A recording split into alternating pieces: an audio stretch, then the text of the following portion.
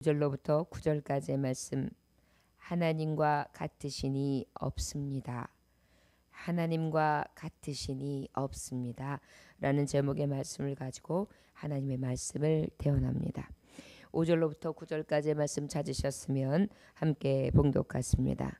여호와 우리 하나님과 같은 이가 누구리요?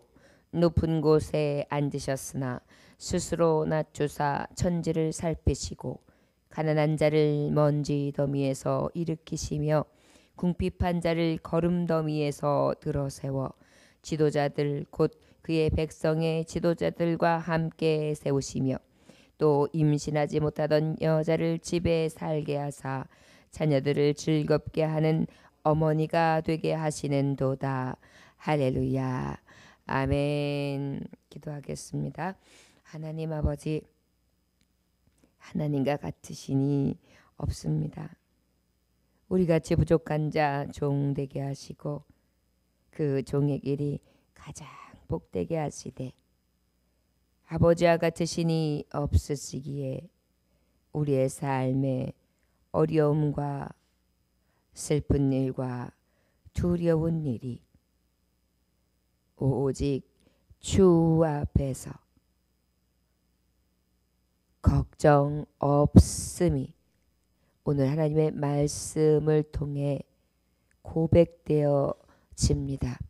원하기는 이 말씀이 내 입술의 고백이 되어질 수 있도록 은혜 베풀어 주옵소서.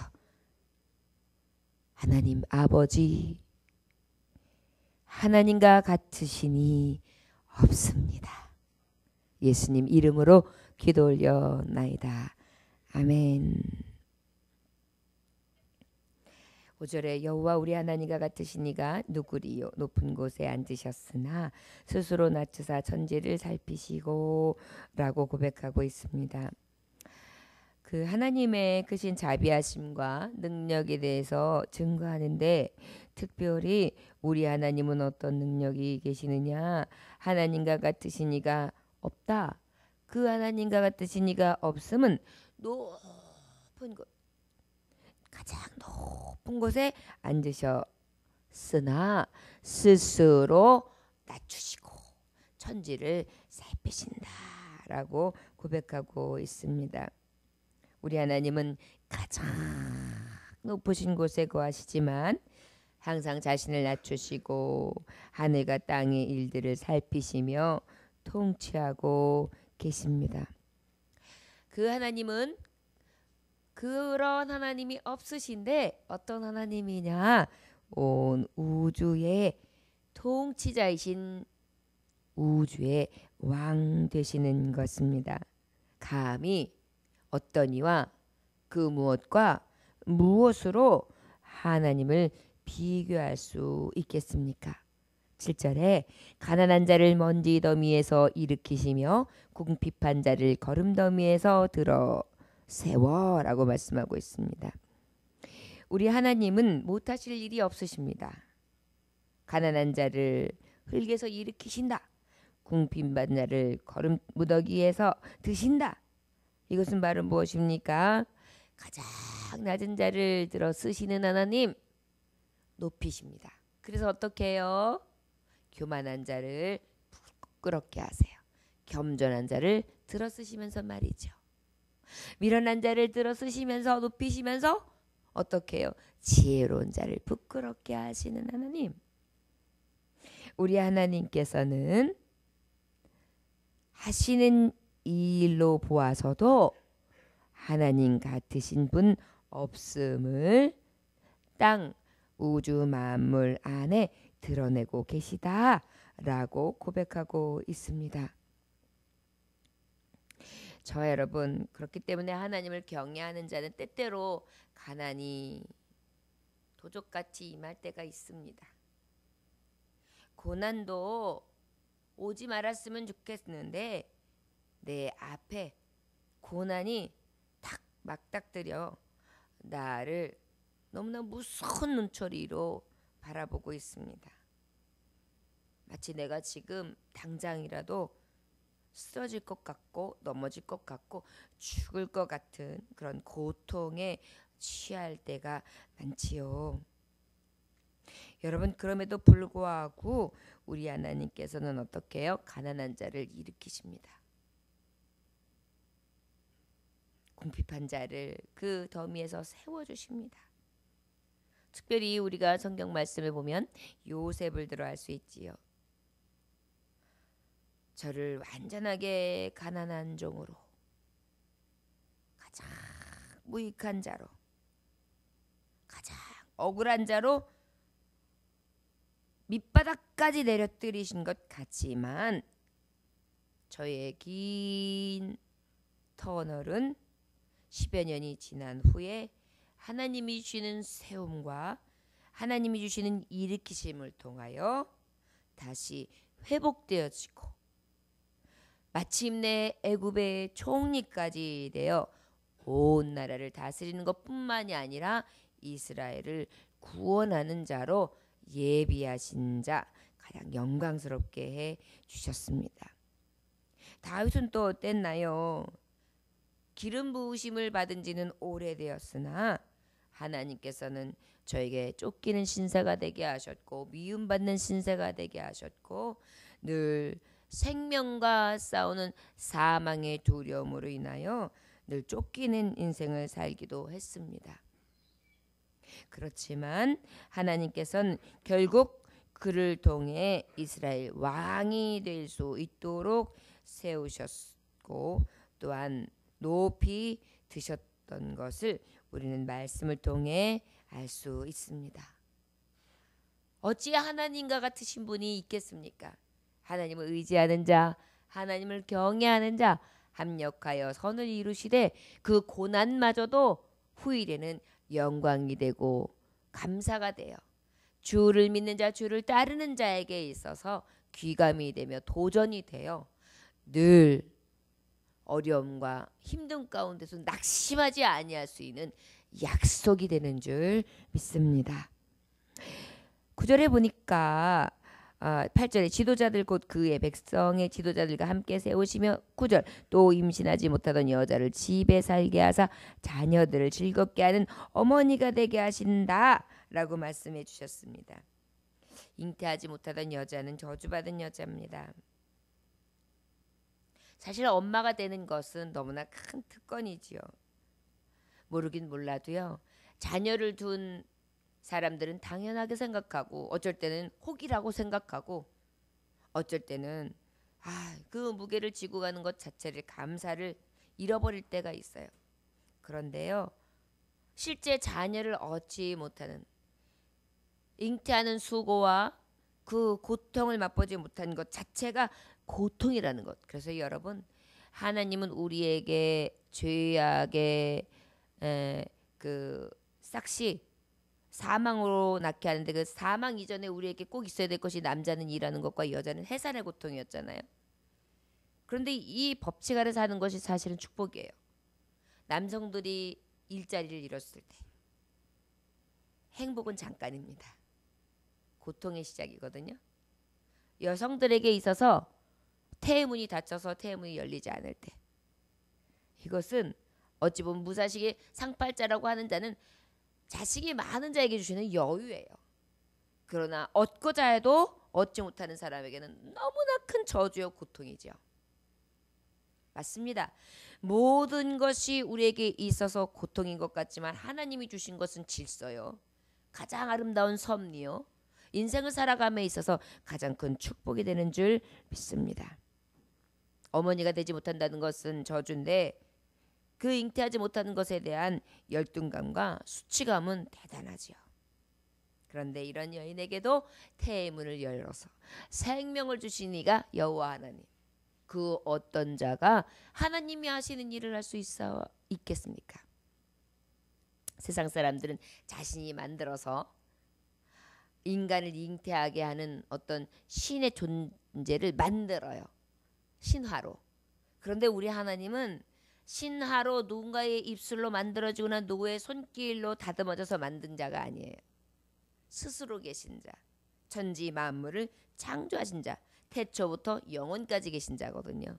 성경은 너무나 하나님이 이 어떠한 세상이 만들어놓은 귀신들, 마귀들, 어떤 영적 존재들과는 비교할 수 없는 신이의 신, 오직 유일하신 하나님 같으신 신이 없음을 완벽하게 증언해 주시고 증거해 주시는 말씀이라 할 수 있습니다. 그뿐인가요? 말씀은요, 우리에게 그러한 증거를 너무나 많이 밝히 보여주시고 계십니다. 한나라는 여인이 있었잖아요. 아이를 갖지 못했습니다. 성전에 가서 기도했지요. 엘리사벳 왕을 만났습니다. 그리고 축복의 기도를 받지요. 그는 이제 얼마 내지 않아 아이를 낳습니다. 그것이 누구예요? 사무엘. 그런데 사무엘을 하나님 앞에 바쳤습니다. 그 여인의 태의 문은 닫히지 않았어요. 사무엘 외에도 세 아들과 두 딸을 두어서 무려 4남 2녀를 두는 그러한 다복한 어미가 되게 해 주시는 것입니다. 모든 것이 하나님 앞에 있습니다. 그런데 왜 우리에게 낮추시기도 하고 또 궁핍하게도 하시고 태문이 열리지 않는 고통을 주시기도 하시고 여러 어려움 가운데 낙심도 주시고 고통을 주실까요? 그 고난은 성도에게 있어서 유익이 되게 하시기 위함인 것을 우리는 믿어야 할 것입니다. 모든 인격적인 불순물들을 그동안에 싹 제거해 주셔서 거룩하게 만드시지요. 그리고 그 하나님밖에 없음을 의지하게 하심으로 겸손하게 하시지요. 그리하여 하나님은 또 영광을 받으시고 그들을 통해 영광스럽게 하사 찬양을 받으시는 줄 믿습니다. 시편 119편 67절에 보니까 고난당하기 전에는 내가 그릇 행하였더니 이제는 주의 말씀을 지키리다. 고난당할 때까지 전에는 내가 그릇 행했었어요. 그런데 어때요? 이제는 주의 말씀을 지키는 자가 되었다는 것입니다. 고린도후서 1장 9절에 우리는 우리 자신이 사형 선고를 받은 줄 알았더니 이는 우리로 자기를 의지하지 말고 오직 죽은 자들을 다시 살리시는 하나님만 의지하게 하심이라.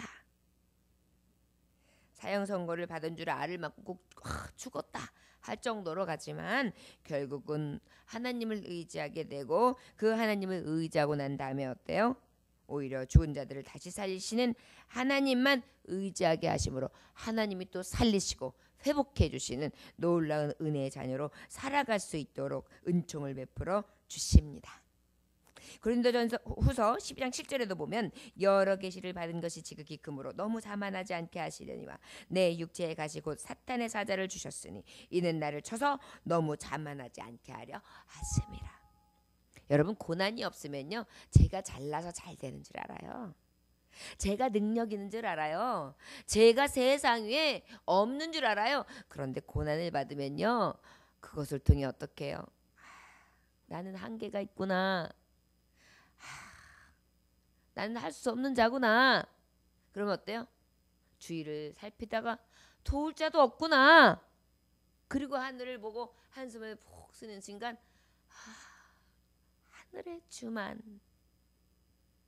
하늘의 주만 나를 도우실 수 있구나.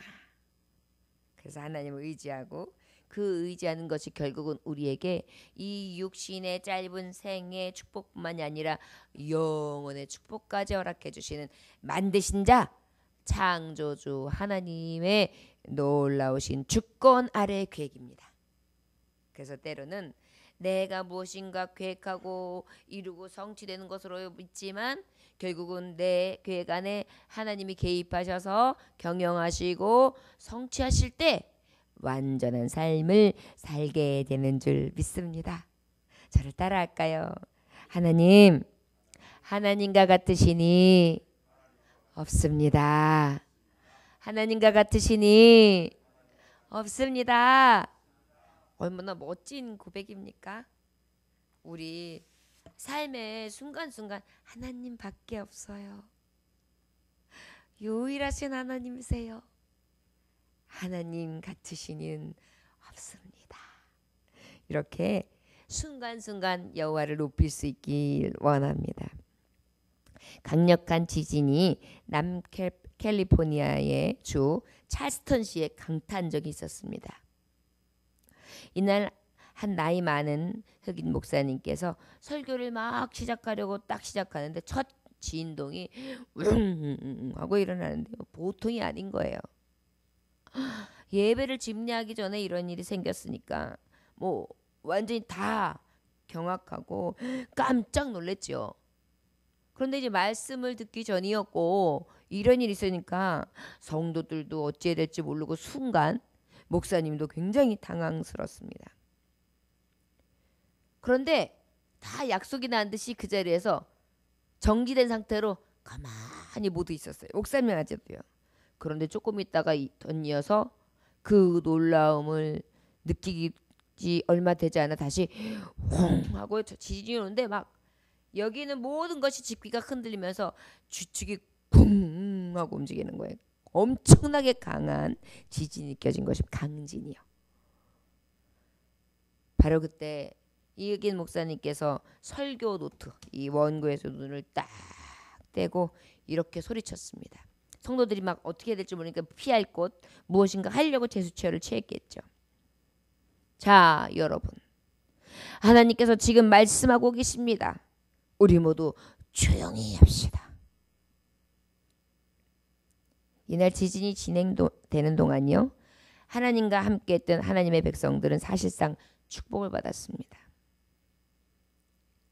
어떤 축복이었을까요? 온 성도들이요, 지구의 혼란, 세상의 여러 가지 반항적인 모든 말하자면은 이 땅의 지축이 흔들리는 모든 소리들, 두려움, 염려, 걱정, 근심, 사망에 대한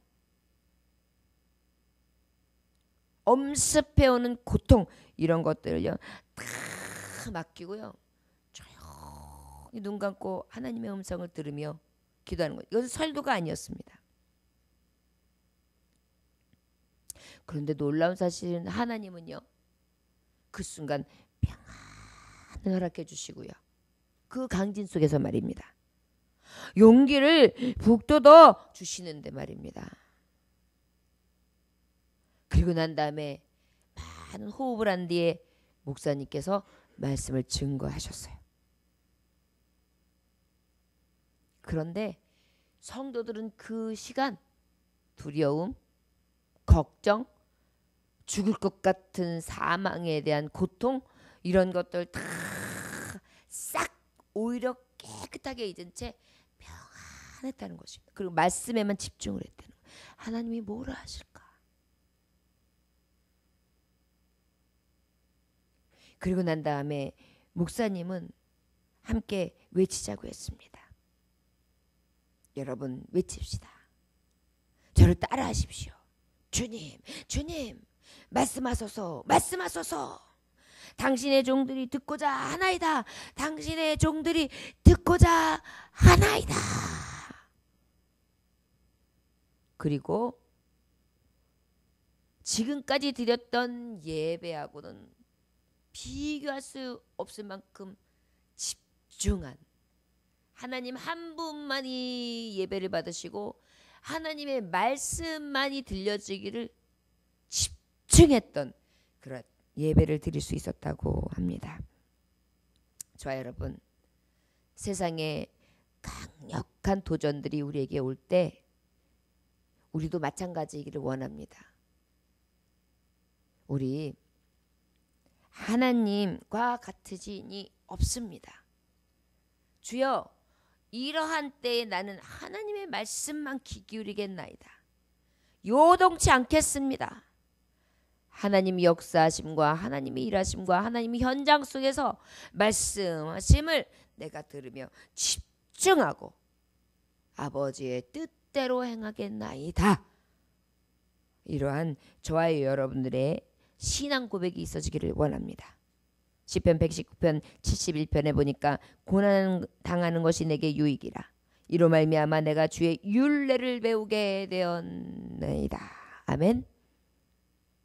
저와 여러분, 혹 유일하신 하나님, 하나님 같으시니 없으신 그 주를 믿음에도 불구하고 고난은 있습니다.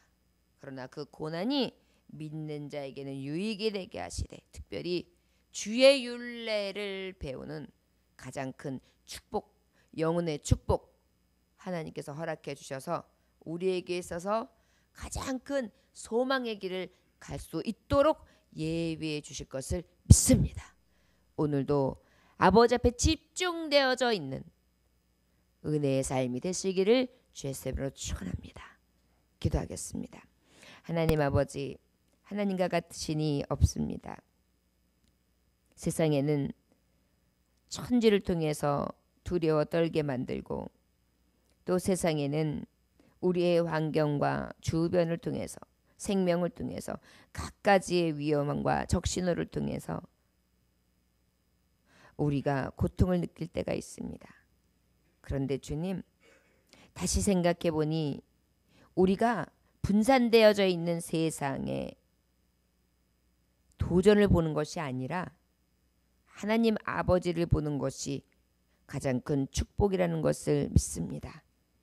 우리의 눈이 어디에 향해 있는지 오늘 다시 우리 영을 살피게 하시사 하나님께 향하고 하나님과 같으시니 없음을 인정하고 그 하나님이 하신 일을 기대하며 그 하실 것을 바람으로 소망 중에 나아가는 오늘 하루 되게 하여 주옵소서.